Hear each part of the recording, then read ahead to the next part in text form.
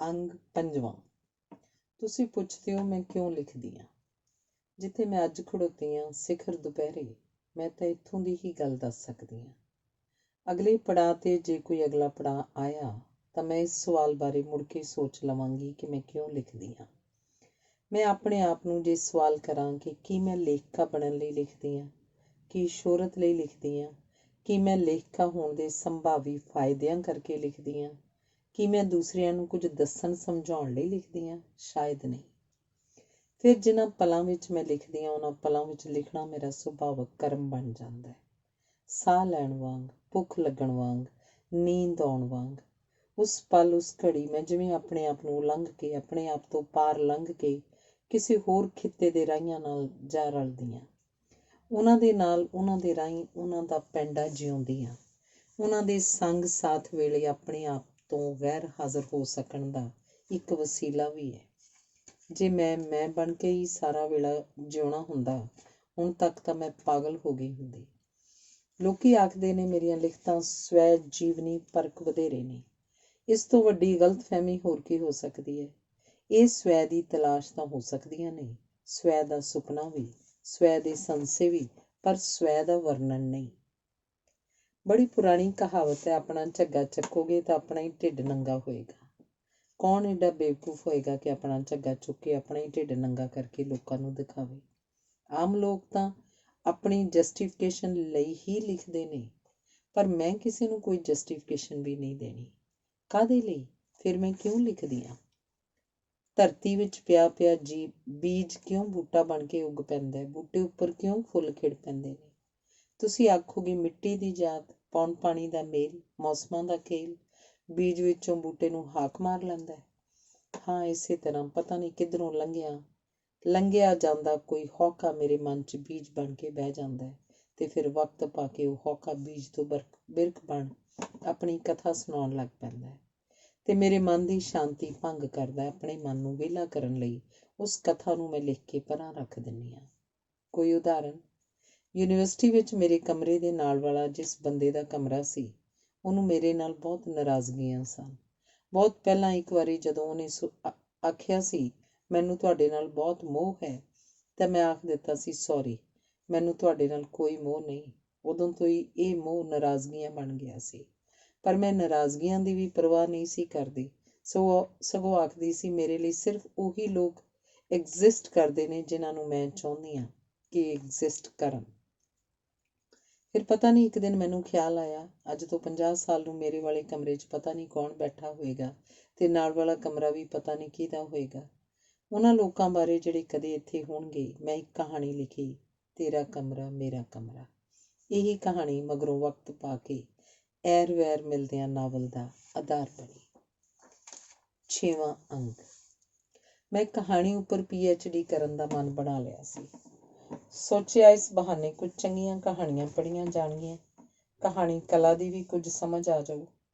ਸੰਸਾਰ ਦੀ ਆਧੁਨਿਕ ਕਹਾਣੀ ਦੇ ਪਿਛੋਕੜ ਵਿੱਚ ਪੌਰਾਣਿਕ ਕਹਾਣੀਆਂ, ਪਰੰਪਰਾਵਾਦੀ ਕਹਾਣੀਆਂ, ਜਨੌਰ ਕਹਾਣੀਆਂ, ਪਰੀ ਕਥਾਵਾਂ, ਬਾਤਾਂ, ਫੁੱਲਾਂ ਬੂਟਿਆਂ ਸੰਬੰਧੀ ਕਹਾਣੀਆਂ ਦਾ ਇੱਕ ਅਮੀਰ ਵਿਰਸਾ ਹੈ, ਜਿਸ ਰਾਹੀਂ ਮਨੁੱਖ ਦੇ ਵਿਕਾਸ ਦੇ ਸਾਰੇ ਪੜਾਵਾਂ ਦਾ ਜ਼ਿਕਰ ਮਿਲ ਜਾਂਦਾ ਹੈ। ਸਦੀਆਂ ਦੇ ਸਮੂਹਕ ਅਵਚੇਤਨ ਤੱਕ ਸਾਡੀ ਪਹੁੰਚ ਹੋ ਜਾਂਦੀ ਹੈ। ਭਾਰਤ ਵਿੱਚ ਵੀ ਨੈਤਿਕ ਸਦਾਚਾਰ, ਵਿਵਹਾਰਿਕ ਕੁਸ਼ਲਤਾ ਨਾ ਸਿਰਫ ਧਾਰਮਿਕ ਪੱਧਰ ਉੱਪਰ ਸਗੋਂ ਰਾਜਨੀਤਿਕ, ਸਮਾਜਿਕ, ਭਾਈਚਾਰਕ, ਆਰਥਿਕ ਪੱਧਰ ਉੱਪਰ ਸਮਝਾਉਣ ਵਾਲੀਆਂ ਕਹਾਣੀਆਂ ਦੀ ਪ੍ਰਥਾ, ਰਾਮਾਇਣ, ਮਹਾਭਾਰਤ, ਬੁੱਧ ਜਾਤਕ, ਪੰਚਤੰਤਰ, ਨੀਤੀ ਸ਼ਾਸਤਰ, ਕਥਾ ਸਾਹਿਤ ਸਾਗਰ, ਜਨਮ ਸਾਖੀਆਂ ਅਤੇ ਮੌਖਿਕ ਕਹਾਣੀਆਂ 'ਚ ਤੁਰੀ ਆ ਰਹੀ ਹੈ। ਇਹਨਾਂ ਸਭਨਾਂ ਨੂੰ ਪੜ੍ਹਨ ਵੱਲ ਮੇਰਾ ਧਿਆਨ ਗਿਆ। ਇਸ ਤੋਂ ਮਗਰੋਂ ਯਕੀਨ ਦੇ ਯੁੱਗ ਨੂੰ ਕਾਰਨ ਦੇ ਯੁੱਗ 'ਚ ਬਦਲਣ ਵਾਲੀਆਂ ਵੱਡੀਆਂ ਸ਼ਕਤੀਆਂ ਦਾ ਮੈਂ ਵਿਸਥਾਰ ਨਾਲ ਅਧਿਐਨ ਕੀਤਾ। ਮਗਰੋਂ ਥੀਸਿਸ ਲਿਖਣ ਲਈ ਜੋ ਮੈਂ ਕੁਝ ਪੜ੍ਹਿਆ, ਸਮਝਿਆ ਤੇ ਸੋਚਿਆ, ਉਹਦਾ ਸਾਰ ਤੱਤ ਇਹ ਹੈ ਕਿ ਕਹਾਣੀ ਮਨੁੱਖ ਦੀ ਗੱਲ ਕਰਦੀ ਹੈ। ਮਨੁੱਖ ਇੱਕ ਸਮਾਜਿਕ ਜੀਵ ਹੈ। ਸਮਾਜ ਦੇਸ਼ ਦੀਆਂ ਸਮਾਜਿਕ, ਆਰਥਿਕ, ਰਾਜਸੀ, ਧਾਰਮਿਕ ਤੇ ਸਾਂਸਕ੍ਰਿਤਿਕ ਪਰਿਸਥਿਤੀਆਂ ਨਾਲ ਉਸਰਦਾ ਹੈ। ਸਾਹਿਤਕਾਰ ਸਮਾਜਿਕ ਪ੍ਰਭਾਵਾਂ ਥੱਲੇ ਪਲਦਾ ਹੈ ਤੇ ਆਪਣੇ ਵਿਚਾਰਾਂ ਦੁਆਰਾ ਸਮਾਜ ਨੂੰ ਪ੍ਰਭਾਵਿਤ ਕਰਦਾ ਹੈ। ਫਰਾਂਸੀਸੀ ਇਨਕਲਾਬ, ਸਨਅਤੀ ਇਨਕਲਾਬ, ਵਿੱਦਿਆ ਦੇ ਵਾਧੇ, ਮੱਧ ਸ਼੍ਰੇਣੀ ਦੇ ਫੈਲਾਓ ਤੇ ਵਿਗਿਆਨਕ ਉੱਨਤੀ ਦੇ ਪ੍ਰਤੀਕਰਮ ਵਜੋਂ ਜ਼ਿੰਦਗੀ ਵਿੱਚ ਵਿਸ਼ੇਸ਼ ਵਿਅਕਤੀ ਦੀ ਅਹਿਮੀਅਤ ਘਟੀ ਤੇ ਸਧਾਰਨ ਦੀ ਵਧੀ। ਵਿਅਕਤੀ ਚਿੰਤਨ, ਵਿਅਕਤੀ ਸਤਾ ਤੇ ਵਿਅਕਤੀ ਮੰਡਲ ਨੂੰ ਅੱਗੇ ਰੱਖ ਕੇ ਤੁਰਨ ਵਾਲੀ ਕਹਾਣੀ ਸਮਸ਼ਟੀ ਵਿਕਾਸ ਦੀ ਖਾਤਰ ਸਮਸ਼ਟੀ ਸਤਾ, ਸਮਸ਼ਟੀ ਯਥਾਰਥ ਤੇ ਸਮਸ਼ਟੀ ਹਿੱਤ ਵੱਲ ਨੂੰ ਮੁੜੀ। ਆਦਰਸ਼ ਜਦੋਂ ਭਾਰੂ ਨਾ ਰਹੇ ਤਾਂ ਜਿਉਣਾ ਮਨੁੱਖ ਦੀ ਪ੍ਰਮੁੱਖ ਲੋੜ ਹੋ ਗਈ। ਜਿਉਂਦਿਆਂ ਰਹਿਣ ਲਈ ਸਰੀਰਕ ਲੋੜਾਂ ਪਹਿਲੇ ਆਉਂਦੀਆਂ ਹਨ। ਦਿਸਦੇ ਦੀਆਂ ਪ੍ਰਾਪਤੀਆਂ ਦੀ ਮਹੱਤਤਾ ਹੋਰ ਵੀ ਵੱਧ ਗਈ ਜਦੋਂ ਮਾਰਕਸਵਾਦੀ ਫਲਸਫੇ ਨੇ ਦੱਸਿਆ ਕਿ ਮਨੁੱਖ ਦੀ ਜਜ਼ਬਾਤੀ ਤੇ ਬੌਧਿਕ ਪੱਧਰ ਉਹਦੇ ਆਚਰਨ ਤੇ ਵਿਚਾਰਨ ਨੂੰ ਉਸਦੀਆਂ ਭੌਤਿਕ ਪ੍ਰਸਥਿਤੀਆਂ ਹੀ ਨਿਰਧਾਰਿਤ ਕਰਦੀਆਂ ਹਨ। ਨਵੇਂ ਸਮਾਜ ਦੇ ਨਵੇਂ ਮਨੁੱਖ ਨੇ ਪੁਰਸ਼ ਤੇ ਪ੍ਰਕਿਰਤੀ ਦੇ ਸੰਬੰਧਾਂ ਨੂੰ ਜਦੋਂ ਸਮਾਜਿਕ ਪ੍ਰਕਰਣ 'ਚ ਰੱਖ ਕੇ ਵਿਗਿਆਨਕ ਦ੍ਰਿਸ਼ਟੀ ਨਾਲ ਪਰਖਿਆ ਪੜਚੋਲਿਆ ਤਾਂ ਉਸਨੇ ਆਦਰਸ਼ਵਾਦ, ਰੋਮਾਂਸਵਾਦ, ਅਧਿਆਤਮਵਾਦ ਵੱਲ ਉਲਰਨ ਦੀ ਥਾਂ ਯਥਾਰਥਵਾਦ ਨੂੰ ਪ੍ਰਮੁੱਖਤਾ ਦਿੱਤੀ। ਹਿਰਦੇਗਤ ਦ੍ਰਿਸ਼ਟੀਕੋਣ ਦੀ ਥਾਂ ਬੁੱਧੀਗਤ ਦ੍ਰਿਸ਼ਟੀਕੋਣ ਅਨੁਸਾਰ ਤਤਕਾਲੀਨ ਯਥਾਰਥ ਦੀ ਮਹੱਤਤਾ ਵਧੀ ਤੇ ਨਿਰਾਕਾਰ ਸੱਚ ਨੂੰ ਕੁਝ ਦੇਰ ਲਈ ਲਾਂਭੇ ਰੱਖ ਕੇ ਮਨੁੱਖ ਯਥਾਰਥ ਨਾਲ ਹੀ ਨਿਪਟਣ ਲੱਗਿਆ। ਵਿਗਿਆਨ ਦੇ ਕਾਰਨ ਕਰਮ ਨਿਯਮ ਨੇ ਜਦੋਂ ਸਾਰੇ ਪੁਰਾਤਨ ਨਿਯਮਾਂ, ਕੀਮਤਾਂ, ਸਿਧਾਂਤਾਂ, ਆਦਰਸ਼ਾਂ ਦੀਆਂ ਨੀਹਾਂ ਹਿਲਾ ਦਿੱਤੀਆਂ ਤਾਂ ਆਧੁਨਿਕ ਮਨੁੱਖ ਜੜਹੀਨ ਹੋ ਗਿਆ। ਹੁਣ ਉਹਦੇ ਜੀਵਨ ਦਾ ਕੋਈ ਨਿਸ਼ਚਿਤ ਪੱਖ ਨਹੀਂ, ਕੋਈ ਨਿਸ਼ਚਿਤ ਸਿਧਾਂਤ ਨਹੀਂ, ਕਿਸੇ ਕਾਇਦੇ ਕਾਨੂੰਨ ਦਾ ਉਹ ਪਾਬੰਦ ਨਹੀਂ, ਕਿਸੇ ਖਿਆਲ ਵਿਚਾਰ ਪ੍ਰਤੀ ਉਹਨੂੰ ਸ਼ਰਧਾ ਨਹੀਂ, ਨਾ ਕਿਸੇ ਨੈਤਿਕਤਾ ਦਾ ਉਹ ਪਾਲਕ ਹੈ। ਜਿਉਣਾ ਉਸ ਲਈ ਸਿਰਫ ਇੱਕ ਆਦਤ ਹੈ। ਆਇਨਸਟਾਈਨ ਦੇ ਦੇਸ਼, ਕਾਲ ਤੇ ਸ਼ਕਤੀ ਸੰਬੰਧੀ ਵਿਚਾਰਾਂ ਨੇ ਇੱਕ ਨਵੇਂ ਯਥਾਰਥ ਨੂੰ ਜਨਮ ਦਿੱਤਾ। ਸਮੇਂ ਦਾ ਆਧੁਨਿਕ ਸੰਕਲਪ ਦੇਸ਼ ਕਾਲ ਦਾ ਮਿਸ਼ਰਣ ਹੈ। ਇਸ ਅਨੁਸਾਰ ਹਰ ਛਿਣ ਵਿੱਚ ਸਮੁੱਚਾ ਕਾਲ ਸਮਾਇਆ ਹੋਇਆ ਹੈ।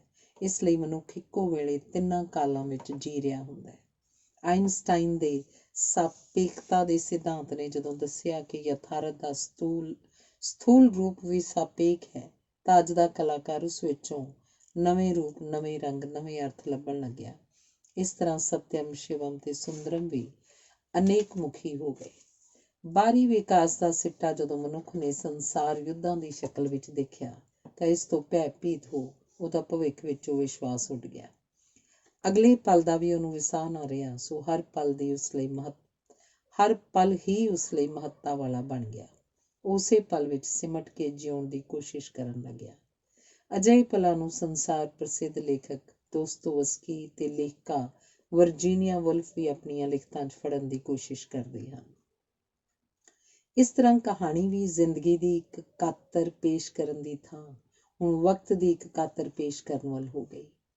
ਸਾਰੀਆਂ ਕਦਰਾਂ ਕੀਮਤਾਂ ਦੀ ਪਕੜ ਢਿੱਲੀ ਪੈ ਜਾਣ ਕਰਕੇ, ਅੱਜ ਸਵੈ ਤੇ ਸਮਾਜ ਵਿਚਲੇ ਵਿਰੋਧ ਦੇ ਘਟ ਜਾਣ ਕਰਕੇ ਮਨੁੱਖ ਦੇ ਸਵੈ ਦੀ ਆਪਣੇ ਸਵੈ ਨਾਲ ਸਿੱਧੀ ਟੱਕਰ ਹੋ ਗਈ ਹੈ। ਇਸੇ ਲਈ ਅੱਜ ਦੇ ਬਹੁਤ ਸਾਰੇ ਕਹਾਣੀਕਾਰ ਮਨੁੱਖ ਦੇ ਸਵੈ ਤੇ ਸਮਾਜ ਵਿਚਲੇ ਵਿਰੋਧ ਨੂੰ ਨਹੀਂ ਦੇਖਦੇ, ਸਗੋਂ ਸਵੈ ਦੇ ਸਵੈ ਨਾਲ ਫਰੇਬ ਨੂੰ ਪਹਿਚਾਣਦੇ ਹਨ। ਉਹਨਾਂ ਨੂੰ ਪਤਾ ਹੈ ਕਿ ਮਨੁੱਖ ਦਾ ਸਭ ਤੋਂ ਵੱਡਾ ਦੁਸ਼ਮਣ ਉਹ ਆਪ ਹੈ। ਅਸਤਿਤਵਵਾਦੀਆਂ ਨੇ ਵੀ ਦੱਸਿਆ ਹੈ ਕਿ ਮਨੁੱਖ ਆਪਣੇ ਆਪ ਨਾਲ ਸਮਝੌਤਾ ਕੀਤੇ ਬਿਨਾਂ ਸੰਸਾਰ ਨਾਲ ਸਮਝੌਤਾ ਨਹੀਂ ਕਰ ਸਕਦਾ। ਮਨੁੱਖ ਦੇ ਅੰਦਰਲੇ ਤੇ ਬਾਹਰਲੇ ਜਗਤ ਵਿੱਚ ਸੰਤੁਲਨ ਲੱਭਣ ਲਈ ਮਨੋਵਿਗਿਆਨ ਨੇ ਬੜਾ ਹਿੱਸਾ ਪਾਇਆ।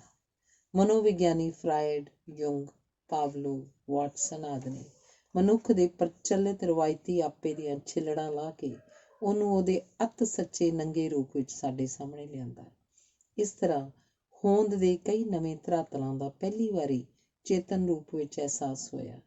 ਮਨੁੱਖ ਆਪਣੀ ਹੋਂਦ ਦੇ ਇਹਨਾਂ ਅਨੇਕ ਮੁਖੀ ਆਪਿਆਂ ਨੂੰ ਦੁਰਕਾਰਨ ਦੀ ਥਾਂ ਪਹਿਚਾਨਣ ਲੱਗਿਆ। ਉਹ ਆਪਣੀ ਇਸ ਨੰਗੇਜ਼ ਤੋਂ ਸ਼ਰਮਸਾਰ ਨਹੀਂ, ਕਿਉਂਕਿ ਮਨੋਵਿਗਿਆਨ ਨੇ ਜਦੋਂ ਗੁਨਾਹਗਾਰ ਨੂੰ ਬਿਮਾਰ ਦੱਸਿਆ ਤਾਂ ਸਾਰੀਆਂ ਮਨੁੱਖੀ ਕੀਮਤਾਂ ਨੂੰ ਨਵੇਂ ਸਿਰਿਓਂ ਸੋਚਣ ਤੇ ਵਿਉਂਤਣ ਦੀ ਲੋੜ ਪੈ ਗਈ। ਅੱਜ ਦਾ ਲੇਖਕ ਇਸ ਆਰਥਕ ਤੰਗੀ, ਭਾਈਚਾਰਕ ਇਕੱਲਤਾ, ਆਦਰਸ਼ਾਂ ਦੀ ਅਣਹੋਂਦ ਦੇ ਯੁੱਗ ਵਿੱਚ ਮਨੁੱਖ ਨੂੰ ਇੱਕ ਹੋਰ ਦੁਨੀਆ ਵੱਲ ਲੈ ਜਾਂਦਾ ਹੈ, ਜਿਸ ਦੁਨੀਆ ਦਾ ਫਿਲਾਸਫਰ, ਅਧਿਆਤਮਵਾਦੀ ਤੇ ਰਹੱਸਵਾਦੀ ਪਹਿਲਾਂ ਆਪਣੀ ਦਿਵ ਦ੍ਰਿਸ਼ਟੀ ਦੇ ਆਧਾਰ ਉੱਤੇ ਜ਼ਿਕਰ ਕਰਦੇ ਹੁੰਦੇ ਸਨ, ਉਹ ਉਹਨੂੰ ਵਿਗਿਆਨਕ ਪੱਧਰ ਉੱਤੇ ਲਿਆ ਕੇ ਸਮਝਣ ਗੋਚਰੀ ਵਿਖਾਉਂਦਾ ਹੈ। ਲੇਖਕ ਮਨੁੱਖੀ ਹੋਂਦ ਦੀਆਂ ਅਨੇਕਾਂ ਨਿਵਾਣਾਂ ਦਾ ਜ਼ਿਕਰ ਵੀ ਕਰਦਾ ਹੈ, ਜਿਸ ਕਰਕੇ ਕਹਾਣੀਆਂ ਵਿੱਚ ਕੁਝ ਖੰਡਿਤ, ਰੋਗੀ ਤੇ ਮਨਫੀ ਪਾਤਰ ਵੀ ਆ ਜਾਂਦੇ ਹਨ। ਮਨੁੱਖ ਨੂੰ ਉਸਦੀਆਂ ਅੰਦਰਲੀਆਂ ਤੇ ਬਾਹਰਲੀਆਂ ਮਜਬੂਰੀਆਂ ਤੋਂ ਮੁਕਤ ਕਰਵਾਉਣ ਲਈ, ਆਪਣੇ ਆਪ ਵਿੱਚੋਂ ਪਨਾਹ ਢੂੰਡਣ ਜੋਗਾ ਬਣਾਉਣ ਲਈ ਇਸ ਨਿਰਰਥਕ ਹੁੰਦੀ ਜਾ ਰਹੀ ਹੋਂਦ ਨੂੰ ਅਰਥ ਦੇਣ ਲਈ, ਆਤਮ ਤੇ ਅਨਾਤਮ ਵਿੱਚ ਇਕਸੁਰਤਾ ਟੋਲਣ ਲਈ, ਮਨੁੱਖ ਦੇ ਸੁਪਨਿਆਂ ਨੂੰ ਸੱਚ ਤੱਕ ਲੈ ਜਾਣ ਲਈ। ਅੱਜ ਦੀ ਕਹਾਣੀ ਮਨੁੱਖੀ ਹੋਂਦ ਤੋਂ ਦੇ ਉੱਚੇ ਨੀਵੇਂ ਸਭ ਧਰਾਤਲਾਂ ਦੀ ਪਹਿਚਾਣ ਕਰਵਾਉਣ ਦੀ ਕੋਸ਼ਿਸ਼ ਕਰਦੀ ਹੈ। ਇਸ ਤਰ੍ਹਾਂ ਕਹਾਣੀ ਜਦੋਂ ਅਨੇਕ ਅਰਥੀ ਮਨੁੱਖ ਦੀ ਕਹਾਣੀ ਕਹਿੰਦੀ ਹੈ ਤਾਂ ਪੂਰਨ ਪ੍ਰਗਟਾਓ ਦੀ ਖਾਤਰ ਚਿੰਨ੍ਹਾਂ, ਸੰਕੇਤਾਂ, ਪ੍ਰਤੀਕਾਂ, ਰੇਖਾ ਚਿੱਤਰ, ਡਾਇਰੀ, ਰਿਪੋਰਟ, ਕਾਵ ਕਲਾ, ਸੰਗੀਤ, ਚਿੱਤਰਕਲਾ ਦੀਆਂ ਵਿਸ਼ੇਸ਼ਤਾਵਾਂ ਅਪਣਾਉਣ ਵੱਲ ਹੋ ਜਾਂਦੀ ਹੈ। ਜ਼ਿੰਦਗੀ ਦੇ ਨਿੱਕ ਸੁੱਖ ਨੂੰ ਉਹਦੇ ਸੁਭਾਵਕ ਵਗਦੇ ਰੂਪ ਵਿੱਚ ਪ੍ਰਗਟਾਉਣ ਲਈ James Joyce, D.H. Lawrence, Hemingway, Dorothy Richardson ਤੇ ਵਰਜੀਨੀਆ ਵੁਲਫ ਵਾਂਗ ਲੇਖਕਾਂ ਨੂੰ ਅਨੇਕਾਂ ਵਾਰੀ ਸ਼ਬਦਾਂ ਦੇ ਪ੍ਰਚਲਿਤ ਅਰਥ ਤੋੜ ਕੇ ਉਹਨਾਂ ਵਿੱਚ ਨਵੇਂ ਅਰਥ ਭਰਨੇ ਪੈਂਦੇ ਹਨ। ਸ਼ਬਦਾਂ ਦੇ ਸੁਰਾਂ, ਸੁਗੰਧਾਂ, ਚਿੱਤਰਾਂ ਤੇ ਅਰਥਾਂ ਦਾ ਪੂਰਾ ਖਿਆਲ ਰੱਖ ਕੇ ਉਹਨਾਂ ਨੂੰ ਵਰਤਣਾ ਪੈਂਦਾ ਹੈ।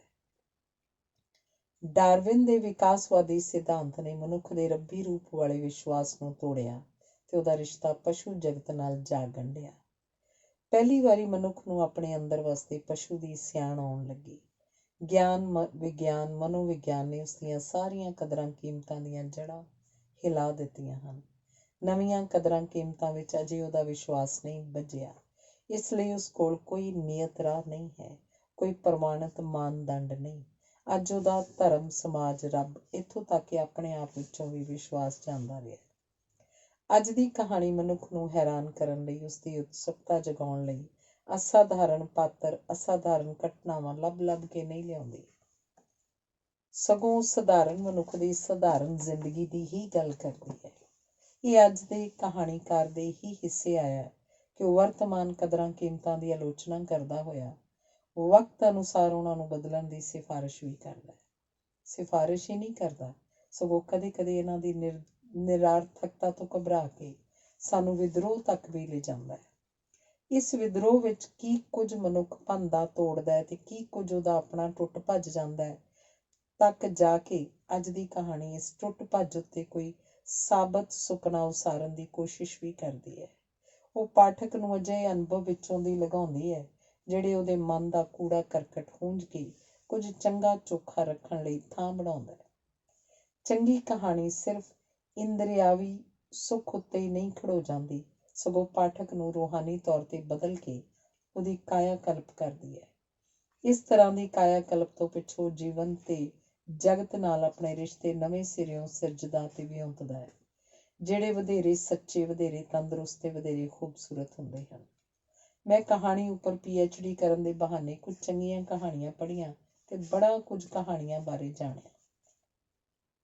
ਇਸ ਦੌਰਾਨ Chekhov, Gorky, Thomas Mann, D.H. Lawrence, James Joyce, Henry James Hemingway, Katherine Mansfield, Faulkner, Tagore, Sarat Chandra, Vishnu Prabhakar, ਕੁਰਤੁਲੇਨ, Haidar, Rajinder Singh Bedi ਆਦਿ ਦੇਸੀ ਤੇ ਵਿਦੇਸ਼ੀ ਕਹਾਣੀਕਾਰਾਂ ਦੀਆਂ ਕਹਾਣੀਆਂ ਪੜ੍ਹੀਆਂ ਤੇ ਕਹਾਣੀ ਕਲਾ ਬਾਰੇ ਵੀ ਪੜ੍ਹਿਆ। ਸ਼ਾਇਦ ਮਨ 'ਚ ਕਿਧਰੇ ਇਹ ਵੀ ਖਿਆਲ ਹੋਏ ਕਿ ਇਸ ਤੋਂ ਮਗਰੋਂ ਮੈਂ ਖੁਦ ਵੀ ਵਧੀਆ ਕਹਾਣੀਆਂ ਲਿਖ ਸਕਿਆ ਕਰਾਂਗੀ। PhD ਹੋ ਗਈ, ਡਿਗਰੀ ਮਿਲ ਗਈ। ਜਿੱਥੋਂ ਤੱਕ ਆਪ ਕਹਾਣੀਆਂ ਲਿਖਣ ਦਾ ਤਾਲੁਕ ਹੈ, ਉਹ ਇਉਂ ਹੋਇਆ ਕਿ ਕਹਾਣੀਆਂ ਲਿਖਣੀਆਂ ਮੈਨੂੰ ਜਿਵੇਂ ਭੁੱਲ ਹੀ ਗਈਆਂ। ਉਦੋਂ ਤੋਂ ਮਗਰੋਂ ਮੇਰੀਆਂ ਕਹਾਣੀਆਂ ਦਾ ਕੋਈ ਸੰਗ੍ਰਹਿ ਨਹੀਂ ਛਪਿਆ। ਨਵਯੁੱਗ ਵਾਲਿਆਂ ਨੇ ਮੇਰੀਆਂ ਪਹਿਲੀਆਂ ਕਹਾਣੀਆਂ ਹੀ ਇਕੱਠੀਆਂ ਕਰਕੇ ਛਾਪ ਦਿੱਤੀਆਂ ਹਨ ਤਾਂ ਜੋ ਇਹ ਵੀ ਗੁੰਮ ਗਵਾਚ ਨਾ ਜਾਣ। ਕਹਾਣੀ ਵਿੱਚ ਜਿਵੇਂ ਹੁਣ ਮੇਰੀ ਕੋਈ ਦਿਲਚਸਪੀ ਨਹੀਂ ਸੀ ਰਹਿ ਗਈ। ਕਹਾਣੀ ਤੋਂ ਸ਼ਾਇਦ ਮੈਂ ਪਾਰ ਲੰਘ ਗਈ ਸੀ। ਸ਼ਾਇਦ ਜਰਮਨ ਲੇਖਕ ਸਪੋਨਹਾਰ ਠੀਕ ਹੀ ਆਖਦਾ ਸੀ ਕਿ ਇੰਨਾ ਜ਼ਿਆਦਾ ਨਾ ਪੜ੍ਹੋ ਕਿ ਤੁਹਾਡੀ ਰਚਨਾਤਮਿਕਤਾ ਦਾ ਦਮ ਹੀ ਘੁੱਟਿਆ ਜਾਏ। ਸ਼ਾਇਦ ਉਹ ਆਖਣਾ ਚਾਹੁੰਦਾ ਸੀ ਕਿ ਲੋਕਾਂ ਦੀਆਂ ਸੋਚਾਂ ਦੀ ਭੀੜ ਵਿੱਚ ਤੁਹਾਡੀ ਆਪਣੀ ਸੋਚ ਕਿਧਰੇ ਗੁੰਮ ਗਵਾਚ ਹੀ ਨਾ ਜਾਵੇ। ਤੇ ਕਹਾਣੀ ਦੇ ਮਾਮਲੇ 'ਚ ਮੇਰੇ ਨਾਲ ਕੁਝ ਅਜਿਹਾ ਹੀ ਵਾਪਰ ਗਿਆ ਸੀ। ਮੇਰੀਆਂ ਸਾਰੀਆਂ ਕਹਾਣੀਆਂ ਦੇ ਮੁੱਖ ਬੰਦ ਵਿੱਚ ਮੈਂ ਆਪਣੀ ਇਸ ਕਥਾ ਯਾਤਰਾ ਦਾ ਲੇਖਾ ਜੋਖਾ ਇਉਂ ਕੀਤਾ ਹੈ। ਬਚਪਨ ਵਿੱਚ ਗੁੱਡੀਆਂ ਪਟੋਲਿਆਂ ਨਾਲ ਖੇਡਦੀਆਂ ਕੁੜੀਆਂ ਆਪੇ ਉਹਨਾਂ ਗੁੱਡੀਆਂ ਦੇ ਕਾਜ ਰਚਾ ਲੈਂਦੀਆਂ ਹਨ। ਸੁਹਾਗ ਗਾਉਂਦੀਆਂ, ਡੋਲੀ ਬਿਠਾਉਂਦੀਆਂ ਉਹਨਾਂ ਸਾਰੀਆਂ ਰਸਮਾਂ ਵਿੱਚੋਂ ਲੰਘ ਜਾਂਦੀਆਂ ਹਨ ਜਿਨ੍ਹਾਂ ਵਿੱਚੋਂ ਦੀ ਉਹਨਾਂ ਨੇ ਆਪ ਸੱਚੀ ਮੁੱਚੀ ਲੰਘਣਾ ਹੁੰਦਾ ਹੈ। ਤੇ ਫਿਰ ਉਹਨਾਂ ਗੁੱਡੀਆਂ ਵਿੱਚੋਂ ਕੋਈ ਗੁੱਡੀ ਮਰ ਜਾਂਦੀ ਹੈ। ਰੋਂਦੀਆਂ ਕੁਰਲਾਉਂਦੀਆਂ, ਸਿਆਪਾ ਕਰਦੀਆਂ ਉਹ ਗੁੱਡੀ ਫੂਕਣ ਤੁਰ ਪੈਂਦੀਆਂ ਹਨ ਤੇ ਵੈਣ ਪਾਉਂਦੀਆਂ ਹਨ। ਹੈ ਧੀਏ ਮੋਰਨੀਏ, ਤੇਰੇ ਗਜ ਗਜ ਲੰਬੇ ਵਾਲ ਨੀ ਧੀਏ ਮੋਰਨੀਏ। ਕੁਝ ਇਹੋ ਜਿਹਾ ਹੀ ਮੇਰਾ ਰਿਸ਼ਤਾ ਮੇਰੀਆਂ ਕਹਾਣੀਆਂ ਨਾਲ ਸੀ। ਤੇਰੇ ਗਜ ਗਜ ਲੰਬੇ ਵਾਲ ਨੀ ਧੀਏ ਮੋਰਨੀਏ ਆਖਦਿਆਂ ਮੈਨੂੰ ਲੱਗਦਾ ਜਿਵੇਂ ਉਹ ਸਭ ਗੁੱਡੇ ਗੁੱਡੀਆਂ ਦੀ ਖੇਡ ਹੀ ਸੀ। ਨਹੀਂ ਤਾਂ ਜਦੋਂ ਮੈਂ ਜ਼ਰਾ ਵੱਡੀ ਹੋਈ ਉਸ ਖੇਡ ਤੋਂ ਦੂਰ ਕਿਉਂ ਚਲੀ ਗਈ। ਉਸ ਉਮਰੇ ਸੱਚ ਤੇ ਛਲ, ਸੱਚ ਤੇ ਸੁਪਨੇ ਵਿਚਕਾਰਲੀ ਲਕੀਰ ਦੀ ਏਡੀ ਪਹਿਚਾਣ ਨਹੀਂ ਹੁੰਦੀ। ਇੱਕ ਬੇਬੁਨਿਆਦ ਜਿਹੇ ਵਿਸ਼ਵਾਸ ਸਦਕਾ ਹੀ ਮੈਂ ਕਹਾਣੀਆਂ ਲਿਖਦੀ ਵੀ ਰਹੀ, ਕਹਾਣੀਆਂ ਛਪਦੀਆਂ ਵੀ ਰਹੀਆਂ, ਲੋਕ ਪੜ੍ਹਦੇ ਵੀ ਰਹੇ, ਝੂਠੀਆਂ ਸੱਚੀਆਂ ਮਾੜੀਆਂ ਮੋਟੀਆਂ ਤਾਰੀਫਾਂ ਜਿਹੀਆਂ ਵੀ ਹੋਣ ਲੱਗ ਪਈਆਂ। ਪਰ ਇਹਨਾਂ ਗੱਲਾਂ ਦਾ ਮੈਨੂੰ ਧਰਵਾਸ ਕੋਈ ਨਹੀਂ ਸੀ। ਇਸ ਲਈ ਨਾ ਕਿਸੇ ਨੂੰ ਕਿਸੇ ਕਿਤਾਬ ਦੀ ਭੂਮਿਕਾ ਲਿਖਣ ਲਈ ਆਖਿਆ, ਨਾ ਕੋਈ ਕਿਤਾਬ ਕਿਧਰੇ ਰਿਵਿਊ ਲਈ ਭੇਜੀ। ਸਾਧਨਾ ਕਹਾਣੀ ਸੰਗ੍ਰਹਿ ਨੂੰ ਜਦੋਂ ਇਨਾਮ ਲਈ ਚੁਣ ਲਿਆ ਗਿਆ ਤਾਂ ਮੈਨੂੰ ਲੱਗਿਆ ਕਹਾਣੀਆਂ ਏਡੀਆਂ ਵਧੀਆ ਨਹੀਂ, ਪਰ ਚੋਣ ਕਰਨ ਵਾਲਿਆਂ ਨੂੰ ਪਤਾ ਨਹੀਂ ਕਿਉਂ ਚੰਗੀਆਂ ਲੱਗ ਗਈਆਂ ਹਨ। ਇਸ ਮੌਕੇ ਉੱਪਰ ਲੋਕਾਂ ਨੇ ਪੁੱਛਣਾ ਸ਼ੁਰੂ ਕਰ ਦਿੱਤਾ, ਮੈਂ ਕਹਾਣੀ ਕਿਵੇਂ ਲਿਖਦੀ ਹਾਂ, ਕਿਉਂ ਲਿਖਦੀ ਹਾਂ। ਕਾਗਜ਼ ਕਲਮ ਲੈਂਦੀਆਂ ਤੇ ਲਿਖ ਲੈਂਦੀਆਂ, ਹੋਰ ਕੀ। ਕਿਉਂ ਲਿਖਦੀ ਹਾਂ? ਲੱਗਿਆ ਮੈਂ ਕਿੱਥੇ ਲਿਖਦੀ ਹਾਂ, ਕਹਾਣੀ ਮੇਰੇ ਕੋਲੋਂ ਲਿਖਵਾ ਲੈਂਦੀ ਹੈ। ਇਸੇ ਸਮੇਂ ਮੈਂ PhD ਲਈ ਕਹਾਣੀ ਉੱਤੇ ਕੰਮ ਕਰਦਿਆਂ ਸੰਸਾਰ ਦੀਆਂ ਕੁਝ ਚੰਗੀਆਂ ਕਹਾਣੀਆਂ ਪੜ੍ਹੀਆਂ ਤੇ ਸਮਝਣ ਦੀ ਕੋਸ਼ਿਸ਼ ਕੀਤੀ ਕਿ ਲੋਕ ਕਹਾਣੀਆਂ ਕਿਵੇਂ ਲਿਖਦੇ ਹਨ। ਪਤਾ ਲੱਗਿਆ ਕਿ ਚੈਖਵ ਬਾਰੇ ਕਿਹਾ ਜਾਂਦਾ ਹੈ ਕਿ ਉਹਨੇ ਆਪਣੀਆਂ ਲਿਖਤਾਂ ਰਾਹੀਂ ਰੂਸੀ ਲੋਕਾਂ ਨੂੰ ਉਹਨਾਂ ਦਾ ਆਪਣਾ ਆਪਾ ਲੱਭ ਕੇ ਦਿੱਤਾ। ਮੈਂ ਸੋਚਿਆ ਮੈਂ ਆਪਣੀਆਂ ਕਹਾਣੀਆਂ ਰਾਹੀਂ ਕੀ ਲੱਭਣ ਦੀ ਕੋਸ਼ਿਸ਼ ਕਰਦੀ ਹਾਂ। ਆਪਣਾ ਆਪਾ? ਕਿਹੜਾ ਆਪਾ? ਇਹ ਭੁਲੇਖਾ ਨਾ ਸਿਰਫ ਮੈਨੂੰ ਸਗੋਂ ਦੂਜਿਆਂ ਨੂੰ ਵੀ ਲੱਗਿਆ। ਇਸੇ ਕਾਰਨ ਇੱਕ ਵਾਰੀ ਲੇਖਕ ਕਿਸਮ ਦੇ 2 ਬੰਦੇ ਇੱਕ ਦਿਨ ਸਾਡੇ ਘਰ ਆਏ, ਆਖਣ ਲੱਗੇ, ਅਸੀਂ ਤੁਹਾਡੀ ਮਾਸੀ ਕਹਾਣੀ ਪੜ੍ਹੀ ਹੈ, ਸਾਨੂੰ ਤੁਹਾਡੇ ਨਾਲ ਬਹੁਤ ਹਮਦਰਦੀ ਹੈ। ਕਿਉਂ? ਮੈਂ ਪੁੱਛਿਆ। ਜਿਸ ਦੀ ਆਪਣੀ ਮਾਂ ਨਾ ਮਰੀ ਹੋਵੇ ਉਹ ਨਹੀਂ ਇਹੋ ਜਿਹੀ ਕਹਾਣੀ ਲਿਖ ਸਕਦਾ। ਰੱਬ ਦੇ ਵਾਸਤੇ ਕਹਾਣੀ ਦੀ ਖਾਤਰ ਮੇਰੀ ਮਾਂ ਤਾਂ ਨਾ ਮਾਰੋ। ਮੇਰੀਆਂ ਤਾਂ ਇੱਕ ਦੀ ਥਾਂ 2 ਮਾਵਾਂ ਜਿਉਂਦੀਆਂ ਹਨ। ਸਵਾਲ ਸੀ ਜੇ ਮੇਰੀ ਆਪਣੀ ਨਹੀਂ ਤਾਂ ਫਿਰ ਕਿਹਦੀ ਗੱਲ ਕਰਦੀਆਂ ਹਨ ਇਹ ਕਹਾਣੀਆਂ। ਉਹਨਾਂ ਹੀ ਦਿਨਾਂ ਵਿੱਚ ਮੈਂ ਕਿਧਰੇ ਪੜ੍ਹਿਆ ਸੀ, every human being is a limited manifestation of the unlimited self। ਇਸੇ ਲਈ ਕਹਾਣੀਆਂ ਮੇਰੀਆਂ ਹੋ ਕੇ ਵੀ ਮੇਰੀਆਂ ਨਹੀਂ ਸਨ, ਮੇਰੀਆਂ ਨਾ ਹੋ ਕੇ ਵੀ ਮੇਰੀਆਂ ਸਨ। ਗੱਲ ਸਪਸ਼ਟ ਕਰੂੰਗੀ? ਕਿਸੇ ਨੇ ਪੁੱਛਿਆ। ਸੁਣੋ, ਜਦੋਂ ਕੋਈ ਮਰਦਾ, ਮਰਨ ਵਾਲੇ ਦੇ ਨਾਲ ਜਿੰਨਾ ਜਿੰਨਾ ਕਿਸੇ ਦਾ ਰਿਸ਼ਤਾ ਹੁੰਦਾ ਹੈ, ਓਨਾ ਉਹਦੇ ਨਾਲ ਮਰਦਾ ਵੀ ਹੈ ਤੇ ਓਨਾ ਉਹਦੇ ਨਾਲ ਸਿਵੇ 'ਚ ਜਲਦਾ ਵੀ ਹੈ। ਮਰਨ ਵਾਲਾ ਤਾਂ ਸਿਵੇ ਤੱਕ ਪਹੁੰਚ ਕੇ ਆਪਣੀ ਕਹਾਣੀ ਮੁਕਾ ਜਾਂਦਾ ਹੈ, ਪਰ ਪਿੱਛੇ ਰਹਿ ਗਿਆਂ ਲਈ ਜਿਉਂਦੇ ਰਹਿਣ ਤੇ ਜਿਉਣ ਦੀ ਰੂਟੀਨ ਨਿਭਾਉਣ ਦੀ ਮਜਬੂਰੀ ਵੀ ਹੁੰਦੀ ਹੈ। ਸੋ ਗੱਲ ਸਵੈ ਜਾਂ ਪਰ ਦੀ ਨਹੀਂ ਹੁੰਦੀ, ਗੱਲ ਸਵੈ ਜਾਂ ਪਰ ਨਾਲ ਰਿਸ਼ਤੇ ਦੀ ਹੁੰਦੀ ਹੈ। ਆਖਦੇ ਨੇ ਕਿ ਦੂਸਰੇ ਵਿਸ਼ਵ ਯੁੱਧ ਵੇਲੇ ਵਰਜੀਨੀਆ ਵੁਲਫ ਇੰਨੇ ਡਿਪਰੈਸ਼ਨ 'ਚ ਚਲੀ ਗਈ ਸੀ ਕਿ ਉਸਨੇ ਸਮੁੰਦਰ 'ਚ ਡੁੱਬ ਕੇ ਆਤਮਘਾਤ ਕਰ ਲਿਆ। ਯੁੱਧ ਤਾਂ ਸਭ ਲਈ ਸੀ, ਪਰ ਯੁੱਧ ਨਾਲ ਰਿਸ਼ਤਾ ਸਭ ਦਾ ਇੱਕੋ ਜਿਹਾ ਨਹੀਂ ਸੀ। ਕਈ ਵਾਰੀ ਪੁੱਛਿਆ ਗਿਆ ਕਿ ਮੈਂ ਆਪਣੀਆਂ ਕਹਾਣੀਆਂ ਵਿੱਚ ਕੀ ਆਖਣਾ ਚਾਹਿਆ। ਮੇਰੇ ਲਈ ਸਮੱਸਿਆ ਇਹ ਹੈ ਕਿ ਸਵੈ ਦਾ ਸਵੈ ਨਾਲ ਤੇ ਸਵੈ ਦਾ ਸ੍ਰਿਸ਼ਟੀ ਨਾਲ ਰਿਸ਼ਤਾ ਮੋਹ ਭਿੱਜਿਆ, ਤੰਦਰੁਸਤ ਤੇ ਖੂਬਸੂਰਤ ਹੋਵੇ। ਪਰ ਨਿਰਾ ਚਾਹੁਣ ਨਾਲ ਤਾਂ ਸਭ ਕੁਝ ਨਹੀਂ ਹੋ ਜਾਂਦਾ। ਡਾਕਟਰ ਰੋਸ਼ਨ ਲਾਲ ਅਹੂਜਾ ਨੇ ਇਸੇ ਸੰਬੰਧ 'ਚ ਇੱਕ ਵਾਰੀ ਆਖਿਆ ਸੀ, ਬੀਬੀ ਦੁਨੀਆ ਤੈਂ ਤਾਂ ਨਹੀਂ ਬਣਾਈ ਕਿ ਤੇਰੀ ਮਰਜ਼ੀ ਦੀ ਹੋਵੇ। ਜਦੋਂ ਮੈਂ ਇਹ ਕਹਾਣੀਆਂ ਰਚੀਆਂ ਸਨ, ਉਦੋਂ ਸਵੈ ਤੇ ਸ੍ਰਿਸ਼ਟੀ ਦੇ ਮੂਲ ਤੱਤਾਂ ਤੇ ਮੂਲ ਵਿਰੋਧਾਂ ਦੀ ਪਹਿਚਾਣ ਸਿਰਫ ਦੁਮੇਲ ਤੱਕ ਦੀ ਹੀ ਸੀ। ਇਸੇ ਕਾਰਨ ਉਸ ਦੁਮੇਲ ਨੂੰ ਹੀ ਆਖਰੀ ਮੰਜ਼ਿਲ ਮਿਥ ਲਿਆ ਸੀ। ਇਸੇ ਕਾਰਨ ਇਹ ਕਹਾਣੀਆਂ ਸਿਰਫ ਸਫ਼ਰ ਦੀਆਂ ਕਹਾਣੀਆਂ ਨੇ। ਮਾਂ ਨੂੰ ਕਿਸੇ ਨੇ ਕਿਹਾ, ਕਿੱਡੀ ਕਮਾਲ ਦੀ ਗੱਲ ਹੈ ਬੇਜੀ, ਤੁਹਾਡੀ ਧੀ ਕਹਾਣੀਆਂ ਲਿਖ ਲੈਂਦੀ ਹੈ। ਅਕਲ ਤਾਂ ਬਥੇਰੀ ਸੀ ਜੇ ਕਿਸੇ ਚੱਜ ਦੇ ਪਾਸੇ ਲਾਉਂਦੀ, ਬੇਜੀ ਨੇ ਸਹਿਜ ਸੁਭਾਅ ਆਖਿਆ ਸੀ। ਉਦੋਂ ਮੈਨੂੰ ਬੇਜੀ ਦੀ ਗੱਲ ਦੀ ਸਮਝ ਨਹੀਂ ਸੀ ਲੱਗੀ। ਹੁਣ ਲੱਗਦਾ ਸ਼ਾਇਦ ਉਹ ਠੀਕ ਹੀ ਆਖਦੇ ਸਨ। ਮੇਰੇ ਕੋਲੋਂ ਕਈ ਵਾਰੀ ਪੁੱਛਿਆ ਜਾਂਦਾ ਕਿ ਮੇਰੀ ਸਭ ਤੋਂ ਚੰਗੀ ਕਹਾਣੀ ਕਿਹੜੀ ਹੈ। ਮੈਨੂੰ ਲੱਗਦਾ ਉਹ ਅਜੇ ਮੈਂ ਲਿਖਣੀ ਹੈ। ਕਦੋਂ ਲਿਖਣੀ ਹੈ? ਕਹਾਣੀਆਂ ਲਿਖਣੀਆਂ ਤਾਂ ਤਕਰੀਬਨ ਛੱਡ ਹੀ ਦਿੱਤੀਆਂ ਹਨ। ਇਹ ਇੱਕ ਹੋਰ ਸਵਾਲ ਹੈ ਜੋ ਮੇਰੇ ਕੋਲੋਂ ਅਕਸਰ ਪੁੱਛਿਆ ਜਾਂਦਾ ਕਿ ਮੈਂ ਕਹਾਣੀਆਂ ਛੱਡ ਕੇ ਨਾਵਲ ਕਿਉਂ ਲਿਖਣ ਲੱਗ ਪਈ। ਕਹਾਣੀ ਲਿਖ ਕੇ ਲੱਗਦਾ ਸੀ ਜੋ ਆਖਣਾ ਸੀ ਅਜੇ ਆਖਿਆ ਨਹੀਂ ਗਿਆ। ਲੇਖਕਾ ਹੋਣਾ ਤੁਹਾਨੂੰ ਕਿਵੇਂ ਲੱਗਦਾ? ਮੈਨੂੰ ਲੋਕ ਪੁੱਛਦੇ ਰਹਿੰਦੇ ਨੇ। ਸੱਚ ਦੱਸਾਂ, ਮੈਨੂੰ ਕਦੇ ਯਾਦ ਹੀ ਨਹੀਂ ਰਹਿੰਦਾ ਕਿ ਮੈਂ ਲੇਖਕ ਹਾਂ। ਉਂਝ ਵੀ ਲੇਖਕਾ ਮੈਂ ਸਿਰਫ ਉਹਨਾਂ ਪਲਾਂ ਵਿੱਚ ਹੀ ਹੁੰਦੀ ਹਾਂ ਜਦੋਂ ਕੁਝ ਲਿਖ ਰਹੀ ਹੋਵਾਂ। ਅੱਗੋਂ ਪਿੱਛੋਂ ਤਾਂ ਆਪਣੀ ਰਚਨਾ ਪੜ੍ਹ ਕੇ ਕਈ ਵਾਰੀ ਹੈਰਾਨ ਹੁੰਦੀ ਹਾਂ ਕਿ ਇਹ ਮੈਂ ਹੀ ਲਿਖਿਆ। ਇੱਕ ਸਵਾਲ ਤੁਸੀਂ ਪੁੱਛਣਾ ਚਾਹੋਗੇ ਕਿ ਫਿਰ ਗੁੱਡੀਆਂ ਪਟੋਲਿਆਂ ਦੀਆਂ ਇਹ ਕਹਾਣੀਆਂ ਸਾਂਭਣ ਦੀ ਕੀ ਲੋੜ ਸੀ? ਲੋੜ ਹੈ ਕਿਉਂਕਿ ਗੁੱਡੀਆਂ ਪਟੋਲਿਆਂ ਨਾਲ ਕੁੜੀਆਂ ਹੁਣ ਵੀ ਖੇਡਦੀਆਂ ਨੇ ਤੇ ਮੇਰੀ ਕਥਾ ਯਾਤਰਾ ਦਾ ਇਹ ਇੱਕ ਪੜਾਅ ਹੈ। 7ਵਾਂ ਅੰਗ। ਮੈਂ ਆਖਿਆ ਨਾ ਕਿ ਕਹਾਣੀ ਤੋਂ ਸ਼ਾਇਦ ਮੈਂ ਪਾਰ ਲੰਘ ਆਈ ਸੀ। ਇਸ ਤੋਂ ਮਗਰੋਂ ਮੈਂ ਇੱਕ ਨਾਵਲ ਲਿਖਿਆ, ਅਗਨੀ ਪ੍ਰੀਖਿਆ। ਮੈਨੂੰ ਨਾ ਆਪਣੇ ਆਪ ਉੱਪਰ ਇਤਬਾਰ ਸੀ ਤੇ ਨਾ ਹੀ ਪੰਜਾਬੀ ਦੀ ਆਲੋਚਨਾ ਉੱਪਰ।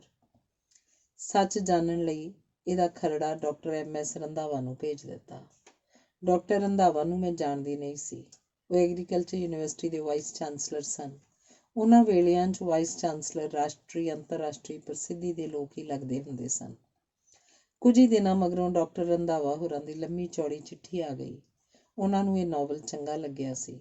ਉਹਨਾਂ ਨੇ ਲਿਖਿਆ ਸੀ, ਮੇਰਾ ਖਿਆਲ ਸੀ ਅਜਿਹੇ ਨਾਵਲ ਸਿਰਫ ਅੰਗਰੇਜ਼ੀ 'ਚ ਹੀ ਲਿਖੇ ਜਾਂਦੇ ਨੇ। ਮੈਂ ਖੁਸ਼ ਹਾਂ ਕਿ ਇੱਕ ਜੱਟਾਂ ਦੀ ਕੁੜੀ ਨੇ ਏਡਾ ਵਧੀਆ ਨਾਵਲ ਲਿਖਿਆ। ਚਿੱਠੀ ਪੜ੍ਹ ਕੇ ਮੈਂ ਖੁਸ਼ ਤਾਂ ਹੋਈ, ਪਰ ਇਹ ਵੀ ਲੱਗਿਆ ਕਿ ਡਾਕਟਰ ਰੰਧਾਵੇ ਲਈ ਨਾਵਲ ਦੇ ਚੰਗੇ ਲੱਗਣ ਦਾ ਵੱਡਾ ਕਾਰਨ ਸ਼ਾਇਦ ਇਹਦਾ ਜੱਟਾਂ ਦੀ ਕੁੜੀ ਦਾ ਲਿਖਿਆ ਹੋਣਾ ਸੀ।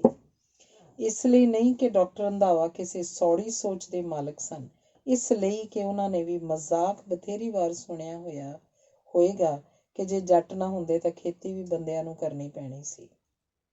ਇੱਕ ਦੋ ਵਾਰੀ ਇਹ ਗੱਲ ਸੁਣ ਕੇ ਕਿ ਹੁਣ ਤਾਂ ਜੱਟ ਵੀ ਪੜ੍ਹਨ ਲਿਖਣ ਲੱਗ ਪਏ ਨੇ, ਮੈਂ ਆਖਿਆ ਸੀ ਹਾਂ, ਪਹਿਲੋਂ ਬਾਕੀ ਕੰਮਾਂ ਵਾਂਗ ਪੜ੍ਹਨ ਲਿਖਣ ਦਾ ਕੰਮ ਵੀ ਉਹ ਲਾਗੀਆਂ ਤੱਥੀਆਂ ਤੋਂ ਕਰਵਾ ਲੈਂਦੇ ਸਨ।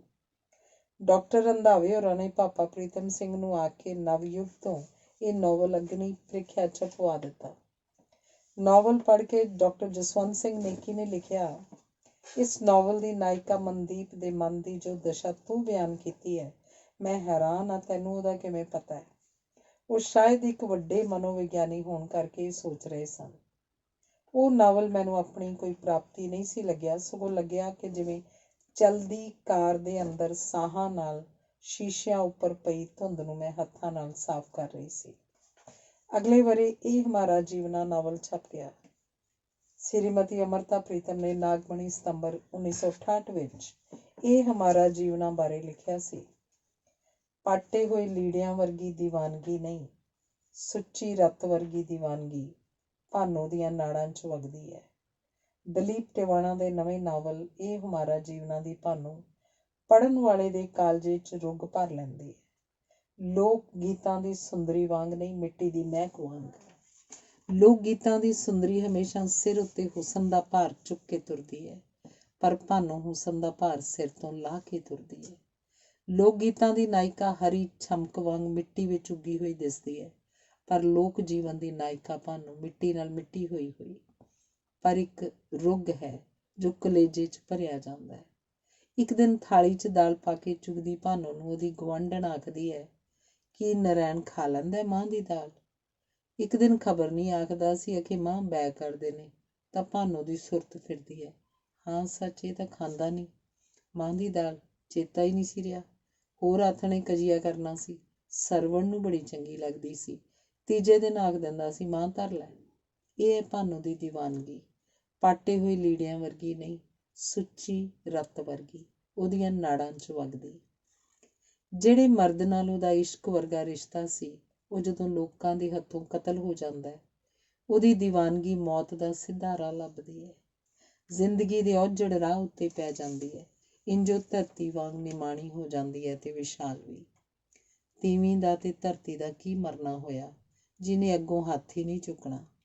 ਮੈਂ ਸਵੇਰੇ ਤੋਂ ਨੀਟਸ਼ੇ ਪੜ੍ਹ ਰਹੀ ਸੀ। ਤਰਕਾਲਾਂ ਵੇਲੇ ਅੰਗਰੇਜ਼ੀ ਦੇ ਬਹੁਤ ਬਰੀਕ ਟਾਈਪ ਦਾ ਜਦੋਂ ਅੱਖਾਂ ਉੱਤੇ ਭਾਰ ਪਿਆ ਸੀ, ਤਾਂ ਨੀਟਸ਼ੇ ਛੱਡ ਕੇ ਦਲੀਪ ਦਾ ਨਾਵਲ ਪੜ੍ਹਨ ਲੱਗ ਪਈ ਸੀ, ਕਿਉਂਕਿ ਪੰਜਾਬੀ ਦਾ ਟਾਈਪ ਅੰਗਰੇਜ਼ੀ ਨਾਲੋਂ ਮੋਟਾ ਸੀ। ਪਰ ਨੀਟਸ਼ੇ ਮਨ ਵਿੱਚ ਬੜਾ ਸੱਜਰਾ ਸੀ। ਦਲੀਪ ਦੀ ਭਾਨੋ ਨੂੰ ਵੇਖ ਕੇ ਨੀਟਸ਼ੇ ਵੀ ਚੇਤੇ ਆ ਰਿਹਾ ਸੀ। ਬਹਾਦਰ ਲੋਕ ਮੈਨੂੰ ਚੰਗੇ ਲੱਗਦੇ ਨੇ, ਪਰ ਤਲਵਾਰ ਦੀ ਮੁੱਠ ਨੂੰ ਹੱਥ ਪਾਉਣਾ ਕਾਫੀ ਨਹੀਂ ਹੁੰਦਾ। ਇਹ ਵੀ ਜ਼ਰੂਰ ਪਤਾ ਹੋਣਾ ਚਾਹੀਦਾ ਹੈ ਕਿ ਤਲਵਾਰ ਕਿਹਦੇ ਲਈ ਫੜਨੀ ਹੈ। ਜੇ ਕੋਈ ਸੱਚੀ ਨਫ਼ਰਤ ਦੇ ਕਾਬਲ ਨਾ ਮਿਲੇ, ਸਭ ਗਿਲਾਨੀ ਦੇ ਕਾਬਲ ਹੀ ਹੋਣ, ਤਾਂ ਤਲਵਾਰ ਨੂੰ ਮਿੱਟੀ 'ਚ ਦੱਬ ਦੇਣਾ ਹੀ ਚੰਗਾ ਹੈ। ਤੇ ਜਾਪ ਰਿਹਾ ਸੀ ਭਾਨੋ ਹਵਾ ਵਿੱਚ ਤਲਵਾਰਾਂ ਮਾਰਨ ਵਾਲੇ ਬਹਾਦਰ ਨਾਲੋਂ ਕਿਤੇ ਵੱਧ ਬਹਾਦਰ ਔਰਤ ਹੈ, ਜਿਹਨੇ ਤਲਵਾਰ ਨੂੰ ਹਮੇਸ਼ਾ ਲਈ ਮਿੱਟੀ 'ਚ ਦੱਬ ਦਿੱਤਾ ਹੈ। ਉਹਦੇ ਦੁਆਲੇ ਜੋ ਕੁਝ ਹੈ ਨਫ਼ਰਤ ਦੇ ਕਾਬਿਲ ਵੀ ਨਹੀਂ, ਸਿਰਫ ਗਿਲਾਨੀ ਦੇ ਕਾਬਿਲ ਹੈ। ਭਾਨੋ ਨਿਆਰੀ ਹੈ, ਚੰਗੇ ਜਾਂ ਮਾੜੇ ਆਖੇ ਜਾਣ ਤੋਂ ਨਿਰਵਾਸਤਾ। ਇੱਕੋ ਦੀਵਾਨੀ ਰੂਹ ਜਿਹਦੀ ਕਲਪਨਾ ਵਿੱਚ ਨੀਟਸ਼ੇ ਨੇ ਸਭ ਲੋਕਾਂ ਨੂੰ ਬਿਮਾਰ ਆਖਿਆ ਸੀ। They are all diseased with public opinion। ਤੇ ਭਾਨੋ ਇਸ ਪਬਲਿਕ ਓਪੀਨੀਅਨ ਨੂੰ ਸਿਰਫ ਆਪਣੇ ਨਾਲੋਂ ਹੀ ਨਹੀਂ ਛੰਡਦੀ, ਉਹ ਦੂਜਿਆਂ ਦੇ ਕੱਪੜਿਆਂ ਉੱਤੋਂ ਵੀ ਇਸ ਨੂੰ ਮਿੱਟੀ ਵਾਂਗ ਝਾੜਦੀ ਹੈ। ਉਹ ਤੀਵੀਆਂ ਹੋਰ ਹੁੰਦੀਆਂ ਨੇ, ਪਰ ਖਬਰੇ ਉਹ ਮੇਰੇ ਵਰਗੀਆਂ ਹੀ ਹੁੰਦੀਆਂ ਹੋਣ। ਮੈਨੂੰ ਪਤਾ ਨਹੀਂ ਮੇਰੇ ਹੱਥ ਵਿਚਲੀ ਪਹਿਲੀ ਕਿਤਾਬ ਕਿਸ ਵੇਲੇ ਮੇਰਾ ਪੁੱਤਰ ਚੁੱਕ ਕੇ ਲੈ ਗਿਆ ਸੀ। ਉਸ ਵੇਲੇ ਪਤਾ ਲੱਗਾ ਜਦੋਂ ਇਹ ਕਿਤਾਬ ਨੂੰ ਹੱਥ ਫੜੀ, ਮੇਰੇ ਕੋਲ ਆ ਕੇ ਆਖਣ ਲੱਗਾ, God is dead। Thus speak ਜ਼ਰਾਥੂਸਤਰੇ ਮਾਮਾ। ਇਹ ਕਿਤਾਬ ਲਿਖਣ ਤੋਂ ਬਾਅਦ ਨੀਟਸ਼ੇ ਨੂੰ ਪਾਗਲ ਹੋਣਾ ਪਿਆ, ਪਰ ਇਹ ਸੋਚਣ ਤੇ ਲਿਖਣ ਤੋਂ ਬਾਅਦ ਕੁਝ ਵੀ ਹੋ ਜਾਏ ਠੀਕ ਹੈ। Actually he earned his madness। ਮੇਰੇ ਹੱਥਾਂ ਵਿਚਲੇ ਨਾਵਲ ਦਾ ਇਹੀ ਆਖਰੀ ਸਫ਼ਾ ਸੀ ਤੇ ਭਾਨੋ ਉਸ ਵੇਲੇ ਆਪਣੇ ਦੂਸਰੇ ਮਰਦ ਦੇ ਹੱਥੋਂ ਤੀਸਰੇ ਮਰਦ ਦੇ ਹੱਥ ਵਿਕਣ ਵਾਸਤੇ ਸੱਥ ਵਿੱਚੋਂ ਪਰਦੇਸਣਾ ਵਾਂਗ ਲੰਘਦੀ ਪਈ ਸੀ। ਪਰਦੇਸਣਾ ਵਾਂਗ ਨਹੀਂ, ਦੀਵਾਨਿਆਂ ਵਾਂਗ। ਤੇ ਮੈਨੂੰ ਜਾਪਿਆ ਸਧਾਰਨ ਦੀਵਾਨਿਆਂ ਵਾਂਗ ਨਹੀਂ, ਨੀਟਸ਼ੇ ਵਾਂਗ। God is dead ਨੀਟਸ਼ੇ ਆਖ ਸਕਦਾ ਹੈ, ਇਸ ਲਈ ਉਸਨੇ ਆਖ ਦਿੱਤਾ। ਭਾਨੋ ਆਖ ਨਹੀਂ ਸੀ ਸਕਦੀ, ਸਿਰਫ ਸੋਚ ਸਕਦੀ ਸੀ, ਇਸ ਲਈ ਸਿਰਫ ਸੋਚਦੀ ਤੁਰੀ ਗਈ। ਅੰਮ੍ਰਿਤਾ ਪ੍ਰੀਤਮ ਦੀ ਗੱਲ ਸੁਣ ਕੇ ਮੈਨੂੰ ਹੌਸਲਾ ਹੋ ਗਿਆ ਤੇ ਮੈਨੂੰ ਲੱਗਿਆ ਅੰਮ੍ਰਿਤਾ ਪ੍ਰੀਤਮ ਹੋਰੀ ਠੀਕ ਹੀ ਆਖਦੇ ਹੋਣੇ ਨੇ। 1971 ਵਿੱਚ ਸਾਹਿਤ ਅਕੈਡਮੀ ਦਾ ਇਨਾਮ ਜਦੋਂ ਮੇਰੇ ਨਾਵਲ ਇਹ ਹਮਾਰਾ ਜੀਵਨਾ ਨੂੰ ਮਿਲਿਆ ਤਾਂ ਮੈਨੂੰ ਹੈਰਾਨੀ ਹੋਈ। ਮੇਰੀ ਇਸ ਹੈਰਾਨੀ ਉੱਪਰ ਕੁਝ ਲੋਕਾਂ ਨੂੰ ਹੈਰਾਨੀ ਹੋਈ। ਮੈਨੂੰ ਹੈਰਾਨੀ ਇਸ ਲਈ ਹੋਈ ਕਿ ਮੈਨੂੰ ਨਹੀਂ ਸੀ ਲੱਗਦਾ ਕਿ ਮੇਰੀ ਕਿਸੇ ਕਿਤਾਬ ਨੂੰ ਏਡੀ ਛੇਤੀ ਇਹ ਇਨਾਮ ਮਿਲ ਸਕਦਾ ਹੈ। ਲੋਕਾਂ ਨੂੰ ਹੈਰਾਨੀ ਇਸ ਲਈ ਹੋਈ ਕਿ ਇਹ ਕਿਵੇਂ ਹੋ ਸਕਦਾ ਕਿ ਮੈਨੂੰ ਪਤਾ ਹੀ ਨਾ ਹੋਵੇ ਕਿ ਇਸ ਵਾਰੀ ਇਹ ਇਨਾਮ ਮੈਨੂੰ ਮਿਲ ਰਿਹਾ ਹੈ, ਉਹ ਵੀ ਜਦੋਂ ਅੰਮ੍ਰਿਤਾ ਪ੍ਰੀਤਮ ਇਨਾਮ ਦੇਣ ਦਿਵਾਉਣ ਵਾਲਿਆਂ 'ਚ ਹੋਵੇ ਤੇ ਮੈਂ ਅੰਮ੍ਰਿਤਾ ਪ੍ਰੀਤਮ ਦੀ ਦੋਸਤ ਹੋਵਾਂ। ਮੈਨੂੰ ਅਫਸੋਸ ਇਸ ਗੱਲ ਦਾ ਨਹੀਂ ਹੋਇਆ ਕਿ ਲੋਕਾਂ ਸਮਝ ਲਿਆ ਕਿ ਮੈਨੂੰ ਇਨਾਮ ਰਿਆਇਤੀ ਮਿਲਿਆ। ਅਫਸੋਸ ਇਸ ਗੱਲ ਦਾ ਹੋਇਆ ਕਿ ਉਹਨਾਂ ਨੇ ਮੇਰੀ ਅੰਮ੍ਰਿਤਾ ਨਾਲ ਦੋਸਤੀ ਦਾ ਮੁੱਲ 5000 ਰੁਪਏ ਪਾਇਆ। ਉਹ 5000 ਰੁਪਇਆ ਜਿਹੜਾ 2 ਕਿੱਲੇ ਕਪਾਹ ਜਾਂ ਜੀਰੀ ਵੱਧ ਵਿਜਵਾ ਲੈਣ ਨਾਲ ਆ ਜਾਣਾ ਹੁੰਦਾ ਹੈ, ਉਹੋ ਜਿਹਾ ਹੀ 5000 ਰੁਪਇਆ ਜਿਹੋ ਜਿਹਾ ਮੇਰੀ ਮਾਂ ਹਜ਼ੂਰ ਸਾਹਿਬ ਜਾ ਕੇ ਕਮਰਾ ਪਾਉਣ ਉੱਤੇ ਲਾ ਆਈ ਸੀ, ਤੇ ਉਹੀ 5000 ਰੁਪਇਆ ਜਿਹੜਾ ਸਿਰਫ ਮੇਰੀ 1.25 ਮਹੀਨੇ ਦੀ ਤਨਖਾਹ ਸੀ। ਲਕੀਰ ਰਸਾਲੇ ਦੇ ਐਡੀਟਰ ਪ੍ਰੇਮ ਪ੍ਰਕਾਸ਼ ਨੇ ਲਕੀਰ 'ਚ ਲੇਖ ਛਾਪਿਆ ਕਿ ਇਹ ਇਨਾਮ ਲੈਣ ਲਈ ਲੋਕ ਕੀ ਕੁਝ ਕਰਦੇ ਨੇ ਤੇ ਕਿੰਨਾ ਗਿਰਦੇ ਨੇ। ਉਹ ਮੇਰੀ ਵੀ ਇੰਟਰਵਿਊ ਲੈਣ ਆਇਆ ਕਿ ਮੈਨੂੰ ਇਹ ਇਨਾਮ ਲੈ ਕੇ ਕੀ ਮਹਿਸੂਸ ਹੋਇਆ। ਮੈਂ ਆਖਿਆ ਕੁਝ ਨਹੀਂ ਮਹਿਸੂਸ ਹੋਇਆ, ਸਿਰਫ ਲੱਗਦਾ ਹੈ ਕਿ ਸਾਹਿਤ ਪ੍ਰਤੀ ਮੇਰੀ ਜ਼ਿੰਮੇਵਾਰੀ ਕੁਝ ਹੋਰ ਵੱਧ ਗਈ ਹੈ। ਫਿਰ ਮੈਂ ਉਹਨੂੰ ਆਖਿਆ ਕਿ ਇਸ ਇਨਾਮ ਬਾਰੇ ਕਾਲਾ ਚਿੱਟਾ ਜੋ ਕੁਝ ਵੀ ਤੁਸੀਂ ਜਾਣਦੇ ਹੋ ਨਾਂ ਲੈ ਕੇ ਹਵਾਲਾ ਦੇ ਕੇ ਘਟਨਾ ਦੱਸ ਕੇ ਲਿਖੋ। ਇਉਂ ਹੀ ਕਰਾਂਗਾ ਉਹਨੇ ਆਖਿਆ ਸੀ, ਪਰ ਕੀਤਾ ਨਹੀਂ, ਕਿਉਂਕਿ ਜਿਨ੍ਹਾਂ ਲੋਕਾਂ ਬਾਰੇ ਉਹਨੂੰ ਕੁਝ ਪਤਾ ਸੀ ਉਹ ਉਹਦੇ ਦੋਸਤ ਮਿੱਤਰ ਸਨ ਤੇ ਦੂਜਿਆਂ ਬਾਰੇ ਉਹਦਾ ਅੰਦਾਜ਼ਾ ਹੀ ਸੀ ਕਿ ਕਿਵੇਂ ਹੋ ਸਕਦਾ ਕਿ ਕੋਈ 5000 ਦੇ ਇਨਾਮ ਲਈ ਕੋਸ਼ਿਸ਼ ਨਾ ਕਰੇ। ਇੱਕ ਮਨ ਹੋਇਆ ਇਹ ਇਨਾਮ ਵਾਪਸ ਕਰ ਦਿਆਂ। ਪਹਿਲਾਂ ਪੰਜਾਬ ਸਰਕਾਰ ਦਾ ਇੱਕ ਇਨਾਮ ਜਦੋਂ ਮੈਂ ਵਾਪਸ ਕਰ ਦਿੱਤਾ ਸੀ ਤਾਂ ਬੜੀ ਚਰਚਾ ਹੋਈ ਸੀ ਤੇ ਕਈ ਲੋਕਾਂ ਦਾ ਅੰਦਾਜ਼ਾ ਸੀ ਕਿ ਚਰਚਾ ਕਰਵਾਉਣ ਲਈ ਹੀ ਮੈਂ ਇਹ ਇਨਾਮ ਵਾਪਸ ਕੀਤਾ ਹੈ, ਤੇ ਹੁਣ ਜੇ ਵਾਪਸ ਕਰਦੀ ਤਾਂ ਉਸ ਤੋਂ ਵੱਧ ਚਰਚਾ ਹੋਣੀ ਸੀ ਤੇ ਲੋਕਾਂ ਨੇ ਆਖਣਾ ਸੀ ਸਮਝਦੀ ਹੈ ਸਾਰਤਰ ਨੇ ਜਿਵੇਂ ਨੋਬਲ ਪ੍ਰਾਈਜ਼ ਲੈਣ ਤੋਂ ਨਾ ਕੀਤੀ ਸੀ, ਇਹ ਵੀ ਸਾਹਿਤ ਅਕੈਡਮੀ ਦਾ ਪ੍ਰਾਈਜ਼ ਲੈਣ ਤੋਂ ਨਾ ਕਰਕੇ ਇਹਦੇ ਬਰਾਬਰ ਦੀ ਹੋ ਜਾਏਗੀ। ਫਿਰ ਵੀ ਮੈਂ ਬੀਜੀ ਨੂੰ ਪੁੱਛਿਆ, ਬੀਜੀ ਜੇ ਮੈਂ ਇਹ ਇਨਾਮ ਨਾ ਲਵਾਂ? ਕਿਉਂ? ਉਹਨਾਂ ਹੈਰਾਨ ਹੋ ਕੇ ਪੁੱਛਿਆ।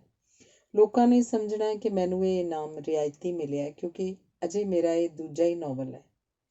ਜੱਗ ਤਾਂ ਕਦੇ ਕਿਸੇ ਤੋਂ ਜਿੱਤਿਆ ਨਹੀਂ ਗਿਆ, ਨਾਲੇ ਜੇ ਰਿਆਇਤੀ ਵੀ ਹੈ ਤਾਂ ਉਹਨਾਂ ਨੂੰ ਪੁੱਛਣ ਜਿਨ੍ਹਾਂ ਨੇ ਰਿਆਇਤੀ ਦਿੱਤਾ, ਤੂੰ ਕੋਈ ਮੰਗਣ ਥੋੜ੍ਹੇ ਗਈ ਸੀ। ਬੇਜੀ ਨੇ ਆਖਿਆ। ਅੰਮ੍ਰਿਤਾ ਹੋਰੀ ਇੰਨੀ ਦਿਨੀ ਚੰਡੀਗੜ੍ਹ ਆਏ ਸਨ, ਪਟਿਆਲੇ ਵੀ ਆ ਗਏ। ਆਥਣੇ ਗੱਲਾਂ ਬਾਤਾਂ ਕਰਦਿਆਂ ਮੈਂ ਆਖਿਆ, ਤੁਹਾਨੂੰ ਪਤਾ ਸੀ ਇਸ ਗੱਲ ਦਾ ਚਰਚਾ ਹੋਏਗਾ, ਤੁਸੀਂ ਮੇਰੀ ਕਿਤਾਬ ਨੂੰ ਨਹੀਂ ਸੀ ਇਨਾਮ ਮਿਲਣ ਦੇਣਾ। ਇਹ ਪਹਿਲੀ ਵਾਰੀ ਸੀ ਜਦੋਂ ਮੈਂ ਤੇ ਅੰਮ੍ਰਿਤਾ ਨੇ ਇਨਾਮ ਦੀ ਕਦੇ ਕੋਈ ਗੱਲ ਕੀਤੀ ਸੀ। ਫੈਸਲਾ ਕਰਨ ਵਾਲੀ ਮੈਂ ਉੱਥੇ ਇਕੱਲੀ ਥੋੜ੍ਹੇ ਹੁੰਦੀ ਹਾਂ। ਡਾਕਟਰ ਹਰਭਜਨ ਸਿੰਘ ਸੀ, ਪ੍ਰੋਫੈਸਰ ਨਹੀਂ, ਮੇਰਾ ਮਤਲਬ ਹੈ ਤੁਸੀਂ ਆਖ ਦਿੰਦੇ ਕਿ ਇਸ ਲੇਖਕਾਂ ਦੀ ਕਿਤਾਬ ਨੂੰ ਅਜੇ ਰਹਿਣ ਦਿਓ। ਮੈਂ ਵਿੱਚੋਂ ਹੀ ਗੱਲ ਟੋਕ ਕੇ ਆਖਿਆ, 3 ਕਿਤਾਬਾਂ ਵਿੱਚੋਂ ਉੱਪਰਲੀਆਂ 2 ਚੰਗੀਆਂ ਨਹੀਂ ਸਨ। ਕਿਸੇ ਨੂੰ ਵੀ ਇਨਾਮ ਦਾ ਦਿੰਦੇ। ਮੇਰੀ ਖਾਤਰ ਮੈਂ ਬੇਈਮਾਨੀ ਕਰਦੀ। ਦਲੀਪ ਦੋਸਤ ਦੀ ਖਾਤਰ ਜਦੋਂ ਮੈਂ ਕੋਈ ਰਿਆਇਤ ਨਹੀਂ ਮੰਗਦੀ, ਦਲੀਪ ਲੇਖਕਾਂ ਨਾਲ ਬੇਇਨਸਾਫੀ ਕਿਵੇਂ ਕਰਦੀ, ਤਾਂ ਜੋ ਮੇਰੇ ਉੱਪਰ ਕੋਈ ਦੋਸ਼ ਨਾ ਲੱਗੇ ਕਿ ਇਸ ਲਈ ਤੇਰੀ ਕਿਤਾਬ ਨੂੰ ਇਨਾਮ ਨਾ ਲੈਣ ਦਿੰਦੀ। ਲੋਕਾਂ ਦੇ ਡਰੋਂ ਮੈਂ ਕਦੇ ਆਪਣੇ ਉਹ ਫੈਸਲੇ ਨਹੀਂ ਬਦਲੇ ਜਿਨ੍ਹਾਂ ਨੂੰ ਮੈਂ ਠੀਕ ਸਮਝਦੀ ਹੋਵਾਂ। ਤੂੰ ਜੱਟਾਂ ਦੀ ਕੁੜੀ ਹੋ ਕੇ ਵੀ ਏਡੀ ਕਾਇਰ ਕਿਉਂ ਹੈ? ਅਮਰਤਾ ਨੇ ਝਾੜ ਪਾਉਣ ਵਾਂਗ ਮੈਨੂੰ ਆਖਿਆ। ਫੰਕਸ਼ਨ ਉੱਪਰ ਇਨਾਮ ਲੈਣ ਮਗਰੋਂ ਲੇਖਕ ਨੇ ਕੁਝ ਆਖਣਾ ਹੀ ਹੁੰਦਾ ਹੈ। ਮਤਲਬ ਹੈ ਆਪਣੇ ਬਾਰੇ, ਆਪਣੀ ਰਚਨਾ ਬਾਰੇ, ਰਚਨਾ ਪ੍ਰਕਿਰਿਆ ਬਾਰੇ ਛੋਟਾ ਮੋਟਾ ਭਾਸ਼ਣ ਦੇਣਾ ਹੁੰਦਾ ਹੈ। ਉਸ ਮੌਕੇ ਉੱਪਰ ਮੈਂ ਸਿਰਫ ਇੱਕ ਹੀ ਗੱਲ ਆਖੀ, ਇਸ ਪੁਰਸਕਾਰ ਨੇ ਸਾਹਿਤ ਪ੍ਰਤੀ ਮੇਰੀ ਜ਼ਿੰਮੇਵਾਰੀ ਹੋਰ ਵੀ ਵਧਾ ਦਿੱਤੀ ਹੈ। ਹੁਣ ਜਦੋਂ ਕਦੇ ਇਹਨਾਂ ਪੁਰਸਕਾਰਾਂ ਬਾਰੇ ਸੋਚਦੀ ਹਾਂ ਤਾਂ ਲੱਗਦਾ ਹੈ ਸ਼ਾਇਦ ਕਿਧਰੇ ਕੋਈ ਗੜਬੜ ਵੀ ਹੈ, ਕਿਉਂਕਿ ਮੈਂ ਬਹੁਤ ਵਾਰੀ ਦਵਿੰਦਰ ਸਤਿਆਰਥੀ ਨੂੰ ਵੋਟ ਦਿੱਤੀ, ਪਰ ਸਾਹਿਤ ਅਕੈਡਮੀ ਦਾ ਇਨਾਮ ਉਹਨੂੰ ਹਾਲੇ ਤੱਕ ਵੀ ਨਹੀਂ ਮਿਲਿਆ। ਕਾਰਨ ਸਮਝ ਨਹੀਂ ਲੱਗੇ ਤੇ ਕਾਰਨਾਂ ਦੀ ਤਲਾਸ਼ ਵਿੱਚ ਹੀ ਮੈਂ ਦਵਿੰਦਰ ਸਤਿਆਰਥੀ ਬਾਰੇ ਇੱਕ ਕਵਿਤਾ ਲਿਖੀ ਸੀ। ਇੱਕ ਉਦਰਿਆ ਮਨੁੱਖ ਬਹੁਤ ਪਿਛਾਂ ਰਹਿ ਗਏ ਜਦ ਬਹੁਤ ਅਗਾਂਹ ਆ ਰਹੇ ਜ਼ਮਾਨੇ ਦੀ ਗਵਾਹੀ ਦੇਣ ਆਇਆ ਹੈ। ਮੈਂ ਕੌਣ ਹਾਂ ਜਣੇ ਖਣੇ ਨੂੰ ਪੁੱਛਦਾ ਹੈ। ਇਸ ਸਾਸ ਉੱਤੇ ਸ਼ਾਇਦ ਕੋਈ ਜਾਣੂ ਮਿਲ ਪਵੇ। ਲੋਕ ਹੱਸ ਪੈਂਦੇ ਨੇ ਇਸ ਵਾਧੂ ਜਿਹੇ ਸਵਾਲ ਉੱਤੇ। ਜਿਹੜੇ ਆਪਣਾ ਨਾਮ ਨਹੀਂ ਜਾਣਦੇ ਉਹ ਬਹੁਤ ਪਿਛਾਂ ਰਹਿ ਗਏ ਜਦ ਬਹੁਤ ਅਗਾਂਹ ਆ ਰਹੇ ਜ਼ਮਾਨੇ ਦੀ ਗਵਾਹੀ ਦੇਣ ਆਏ ਮਨੁੱਖ ਨੂੰ ਕਦੋਂ ਜਾਣਦੇ ਹੋ ਸਕਦੇ ਹਨ। ਚਲੋ ਨਾਮ ਦਾ ਕੀ ਹੈ, ਆਖੋ ਹੱਸ ਪੈਂਦਾ ਹੈ। ਖੂਬਸੂਰਤ ਚਿਹਰੇ ਦੀ ਉਦਾਸ ਮੁਸਕਰਾਹਟ ਇੱਕ ਕਹਾਣੀ ਬਣ ਜਾਂਦੀ ਹੈ। ਕਹਾਣੀ ਹੁੰਗਾਰਾ ਮੰਗਦੀ ਹੈ, ਪਰ ਹੁੰਗਾਰਾ ਤਾਂ ਕੋਈ ਜਾਗਦਾ ਹੀ ਭਰ ਸਕਦਾ ਹੈ। ਉਹ ਅਗਾਂਹ ਤੁਰ ਪੈਂਦਾ ਹੈ। ਇੱਕ ਸੀ ਕੁੜੀ, ਨਹੀਂ ਸੱਚ ਨਦੀ। ਇੱਕ ਸੀ ਬਰੋਟਾ, ਨਹੀਂ ਮੈਂ ਨਹੀਂ। ਇੱਕ ਸੀ ਬਰੋਟੇ ਦੀ ਛਾਂ, ਮੈਨੂੰ ਪਿਆਸ ਲੱਗੀ ਹੈ, ਨਹੀਂ ਸੱਚ ਕੁੜੀ ਨੂੰ ਜਾਂ ਨਦੀ ਨੂੰ, ਜਾਂ ਬਰੋਟੇ ਨੂੰ ਜਾਂ ਉਹਦੀ ਛਾਂ ਨੂੰ ਪਿਆਸ ਲੱਗੀ ਹੈ। ਕਹਿੰਦੇ ਨੇ ਇਸ ਦੇਸ਼ ਦੇ ਖੂਹਾਂ ਵਿੱਚ ਕੂਰੇ ਪੈ ਗਏ ਨੇ। ਮੇਰਾ ਤਾਂ ਕੋਈ ਨਹੀਂ, ਨਾ ਜਾਣੇ ਇਸ ਰਾਹੋਂ ਕੌਣ ਕੌਣ ਲੰਘੇਗਾ। ਮੈਨੂੰ ਤਾਂ ਉਹਨਾਂ ਦੀ ਸੋਚ ਹੈ। ਉਹ ਕਹਿੰਦਾ ਹੈ ਲੋਕ ਸਮਝਦੇ ਨੇ ਉਹ ਬਾਤ ਪਾ ਰਿਹਾ, ਅਤਾ ਪਤਾ ਪੁੱਛਦੇ ਨੇ। ਮੈਂ ਹਾਜ਼ਰ ਹਾਂ, ਉਹ ਕਹਿੰਦਾ ਹੈ। ਤੂੰ ਕੌਣ ਹੈ? ਉਹ ਪੁੱਛਦੇ ਨੇ। ਮੈਂ ਕੌਣ ਹਾਂ? ਉਹ ਲੱਖਾਂ ਵਾਟਾਂ ਉੱਪਰ ਤੁਰੀਆਂ ਆ ਰਹੀਆਂ ਆਪਣੀਆਂ ਪੈੜਾਂ ਤੋਂ ਪੁੱਛਦਾ ਹੈ। ਫਿਰ ਉਹਨੂੰ ਯਾਦ ਆਉਂਦਾ ਹੈ, ਜਦੋਂ ਤੁਰਿਆ ਸੀ ਤਾਂ ਮੈਂ ਹੀ ਸਾਂ। ਫਿਰ ਮੈਂ, ਤੂੰ, ਉਹ, ਅਸੀਂ ਤੇ ਤੁਸੀਂ ਰਾਹ ਵਿੱਚੋਂ ਰਲਦੇ ਗਏ। ਇਉਂ ਅਗੰਮ ਤੋਂ ਬ੍ਰਹਮ ਵੱਲ ਤੁਰਿਆ ਜਾ ਰਿਹਾ। ਰੱਬ ਦੀ ਰੀਸ ਉਹ ਇੱਕ ਸ੍ਰਿਸ਼ਟੀ ਰਚਣ ਬੈਠ ਗਿਆ। ਰੱਬ ਦੀ ਰਚਨਾ ਦੀ ਕਿੰਨੀ ਢਾਹ ਭੰਨ ਕਰਕੇ ਬੰਦਾ ਉਹਨੂੰ ਆਪਣੇ ਮੇਚਦੀ ਕਰਨ ਦੀ ਕੋਸ਼ਿਸ਼ ਸਦੀਆਂ ਤੋਂ ਕਰਦਾ ਆ ਰਿਹਾ। ਇਸ ਬਹੁਤ ਪਿਛਾਂ ਰਹਿ ਗਏ ਜਾਂ ਬਹੁਤ ਅਗਾਂਹ ਆ ਰਹੇ ਜ਼ਮਾਨੇ ਦੀ ਗਵਾਹੀ ਦੇਣ ਆਏ ਮਨੁੱਖ ਦੀ ਰਚਨਾ ਉੱਤੇ ਸਾਨੂੰ ਇਤਰਾਜ਼ ਹੀ ਹੈ। ਕਿਉਂ ਇਹ ਸਾਡੇ ਮੇਜ਼ ਨਹੀਂ? ਦਰਖਤ ਜੇ ਖਿੜਕੀ ਦੇ ਮੇਚਦਾ ਨਾ ਹੋਵੇ ਤਾਂ ਇਹ ਦਰਖਤ ਦੀ ਗੁਸਤਾਖੀ ਨਹੀਂ ਤਾਂ ਕੀ ਹੈ? ਜੌਹਰੀ ਤੇ ਮਦਾਰੀ ਦੇ ਭੇਦ ਤੋਂ ਨਾਵਾਕਫ ਲੋਕਾਂ ਕੋਲ ਦੀ ਉਹਨਾਂ ਨੂੰ ਮਾਫ਼ ਕਰਕੇ ਉਦਾਸ ਲੰਘਿਆ ਜਾ ਰਿਹਾ ਹੈ। ਉਹ ਜਿਹੜਾ ਕਾਰੀਗਰ ਨਹੀਂ, ਸਿਰਫ ਕਲਾਕਾਰ ਹੈ। ਧੰਨਵਾਦ।